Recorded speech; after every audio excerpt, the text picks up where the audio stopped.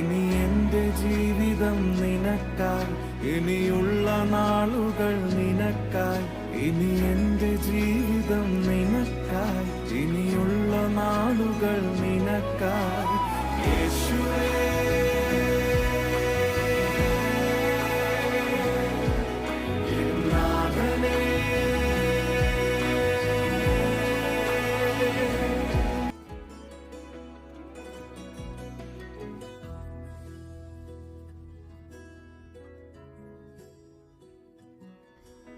Hi, എല്ലാവർക്കും സുഖമല്ലേ? Lord my ഷെപ്പേർഡിലേക്ക് എല്ലാവരെയും സ്നേഹപൂർവ്വം സ്വാഗതം ചെയ്യുന്നു. ദൈവമേ, അങ്ങയുടെ പ്രവർത്തനങ്ങൾക്കുള്ള ഒരു ഉപകരണമായി ഞങ്ങളെ മാറ്റണമേ. എല്ലാവരും മക്കളുടെ വീഡിയോ കണ്ടോ? ഇഷ്ടപ്പെട്ടോ? മക്കളെ വളർത്തുന്ന ഓരോരുത്തർക്കും grand parents, parents, relatives, teachers, institutions, carers എല്ലാവർക്കും ഒത്തിരി നന്ദി പറയുന്നു.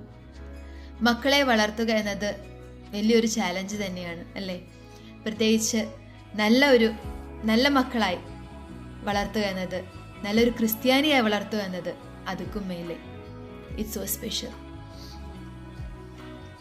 മക്കളെ നല്ല രീതിയിൽ മോൾഡ് ചെയ്തെടുക്കുന്നത് അവരുടെ കൂടെ നിൽക്കുന്നവരുടെ, അവർ വളർന്നു വരുന്ന ഫാമിലിയുടെ ഒരു ഉത്തരവാദിത്തമാണ്. അല്ലെങ്കിൽ അവർക്ക് അത് കഴിയൂ. വീഡിയോയിൽ കാണുന്നത് പോലെ ചെറിയ കാര്യങ്ങളിലൂടെ, അതായത് നമ്മൾ ഉറങ്ങി എഴുന്നേറ്റ് വരുമ്പോൾ തന്നെ അവരോട് കുരിശ് വരച്ചു എന്ന് പറയാനും, കുരിശ് വരപ്പിക്കാനും, അതുപോലെ ഈശ്വരുടെ അടുത്ത് പോയി പ്രാർത്ഥിപ്പിക്കാനും, പിന്നെ കൊന്തണിയിക്കുക, അന്നവെള്ളം തേക്കുക, സ്കൂളിൽ പോകുന്നതിനും വരുന്നതിനും മുൻപ് പ്രാർത്ഥിപ്പിക്കുക, സ്കൂളിൽ നിന്ന് വന്നു കഴിയുമ്പോൾ നന്ദി പറയിപ്പിക്കുക, പിന്നെ എല്ലാ ദിവസവുമുള്ള കുടുംബ പ്രാർത്ഥന, ഇങ്ങനെ തുടങ്ങി ചെറിയ കാര്യങ്ങളിലൂടെ എല്ലാം നമ്മൾ അവരെ ഈശോയുമായി കണക്ട് ചെയ്യിപ്പിക്കുക. അതിനുവേണ്ടി ഉള്ള ഒരു റിമൈൻഡേഴ്സ് കൊടുക്കാനും പ്രോംപ്റ്റിംഗ് കൊടുക്കാനും നമ്മൾ പാരൻസിനോ അവരുടെ കൂടെ നിൽക്കുന്നവർക്കേ സാധിക്കുകയുള്ളൂ. അതത്ര എളുപ്പമുള്ള കാര്യമല്ല. വീഡിയോയിൽ കാണുന്നത് പോലെ അത്രയും അങ്ങോട്ട് സ്മൂത്തായിട്ട് പോകണമെന്നില്ല. കാരണം അവരെ എപ്പോഴും ഓർമ്മിപ്പിച്ചുകൊണ്ടിരിക്കണം അല്ലേ? അവർ മറന്നു പോകും. അവർ തിരക്കിലും കളിയിലും ഒക്കെ പെട്ട് കഴിയുമ്പോൾ ഇതൊന്നും ഓർക്കാൻ പോകുന്നില്ല. അപ്പോൾ നമ്മൾ അവരെ ഒന്ന് റിമൈൻഡ് ചെയ്തുകൊണ്ടേയിരിക്കണം. അത് ഒരു വർക്കിംഗ് വുമണിനെ സംബന്ധിച്ച് അത്ര എളുപ്പമുള്ള കാര്യമല്ല എന്ന് എനിക്കറിയാം. ഇപ്പോൾ അതിന് ബുദ്ധിമുട്ടുകളുണ്ട്. സാധാരണ വീട്ടിലുള്ളവർക്കായാലും അതുപോലെ ജോലിക്ക് പോകുന്നവർക്കും ഒക്കെ ബുദ്ധിമുട്ടുകളുണ്ടാവും. അപ്പോൾ മാറി അമ്മയും അപ്പനും എല്ലാം മാറി ട്രൈ ചെയ്യുക. പിന്നെ നമ്മൾ അൾട്ടിമേറ്റ്ലി ഒരു കാര്യം ഓർത്താൽ മതി, മക്കൾ ദൈവത്തിൻ്റെ ദാനമാണ്. They are A gift for us. അപ്പോൾ നമുക്ക് പറ്റുന്നത് ചെയ്യുക. ബാക്കി അവിടെ സ്വർഗീയ പിതാവിനെ, അവരുടെ സ്വർഗീയ അപ്പനെ ഏൽപ്പിക്കുക. ആളവിടെ ഫ്രീ ആണ്. അപ്പോൾ ഈശോ നോക്കിക്കോളും. നമ്മളൊന്ന് പ്രാർത്ഥിച്ചാൽ മതി. അപ്പോൾ ഇങ്ങനെയുള്ള ചെറിയ ഈ സ്പിരിച്വൽ ജസ്റ്റേഴ്സ് നമ്മൾ അവരെ റിമൈൻഡ് ചെയ്യുമ്പോൾ അത് അവരുടെ ഡെയിലി ഹാബിറ്റ്സായി മാറും. ചിലപ്പോൾ നമ്മൾ വിചാരിക്കും, ഈ സ്പിരിച്വൽ ജസ്റ്റേഴ്സിൻ്റെ ഒക്കെ ആവശ്യമുണ്ടോ? വിശ്വാസം മനസ്സിൽ മതിയില്ലേ എന്ന്, അല്ലേ?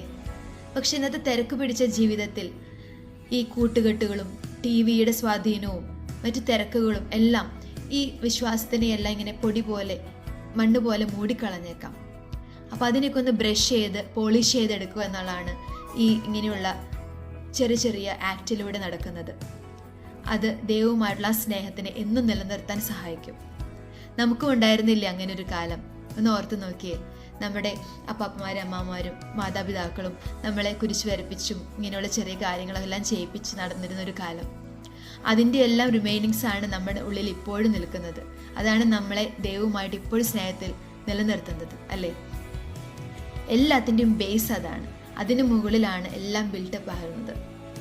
നമുക്ക് അങ്ങനൊരു ഭാഗ്യം ഉണ്ടായിട്ടുണ്ടെങ്കിൽ എന്തുകൊണ്ട് നമ്മുടെ കുട്ടികൾക്ക് ഉണ്ടായിക്കൂടാ?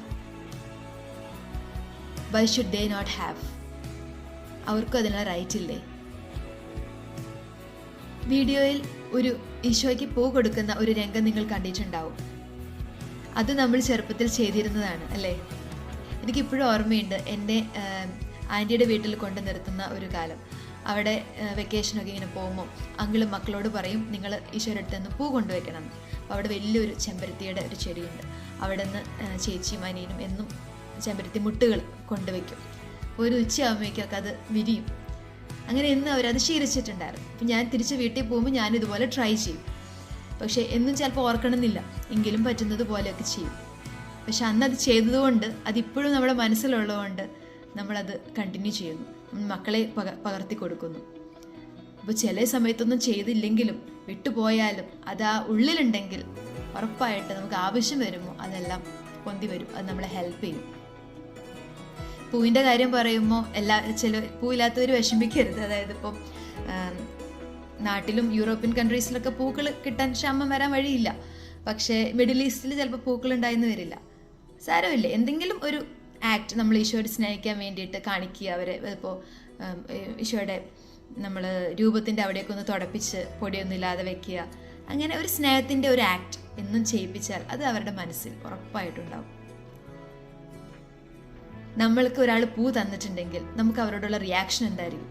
ഓട്ടോമാറ്റിക്കലി, ഇവർ ഇതൊക്കെ തരാൻ ഇപ്പം എന്നെ അത്ര സ്നേഹിച്ചിരുന്നോ, ഇവർ എന്നെ കൺസിഡർ ചെയ്യുന്നുണ്ടല്ലോ. നമുക്കൊരു ഓട്ടോമാറ്റിക്കലി അവരോടൊരു എക്സ്ട്രാ കൺസിഡറേഷൻ, ഒരു സ്നേഹം വരും അല്ലേ?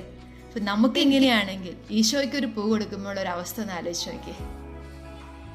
നമ്മളെ ഇരു കൈകളും നീട്ടി നമ്മളെ സ്നേഹിക്കാൻ വേണ്ടി കാത്തിരിക്കുന്ന നമ്മുടെ പിതാവിന് ഒരു പൂച്ചെണ്ട് കൊടുക്കുമ്പോൾ ഈശോയ്ക്ക് എന്തോരം സ്നേഹവും സന്തോഷവും നമ്മളോട് എന്തോരം കരുണയും എന്തോരം കരുതലും ആയിരിക്കുമെന്ന് നമ്മളൊന്ന് തിരിഞ്ഞു നോക്കാൻ വേണ്ടി കാത്തിരിക്കുന്നതാണ് നമ്മുടെ ദൈവം.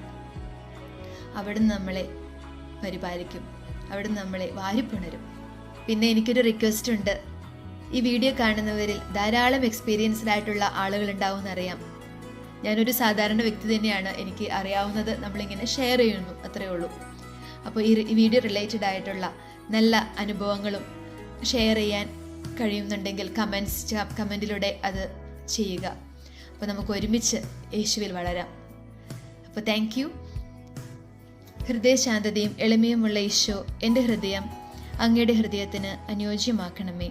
പിതാവിൻ്റെയും പുത്രൻ്റെയും പരിശുദ്ധാത്മാവിൻ്റെയും നാമത്തിൽ ആമേൻ.